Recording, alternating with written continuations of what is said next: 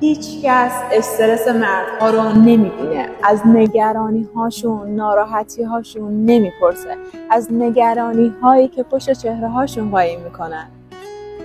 همیشه ازشون انتظار میره که محکم باشن، امنیت رو برقرار کنن، کنترل همه چیز رو به دست بگیرن.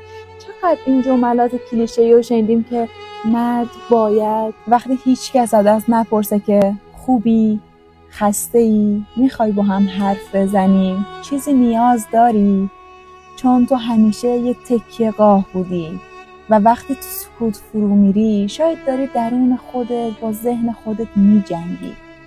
شاید 1000 تا فکر توی سرته ولی نمیخوای نشونشون بدی. چرا؟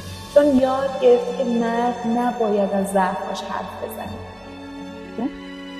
ولی تو هم حق داری خسته بشی، حق داری استرس داشته باشی، حق داری نیاز به گوش شنوا داشته باشی، حتی نیاز به یه بغل.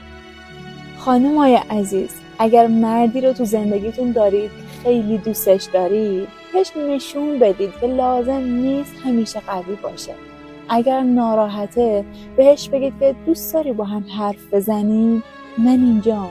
اگر تو خودش فرو رفته و سکوت کرده بهش بگید که لازم نیست همیشه قوی باشی، من اینجام.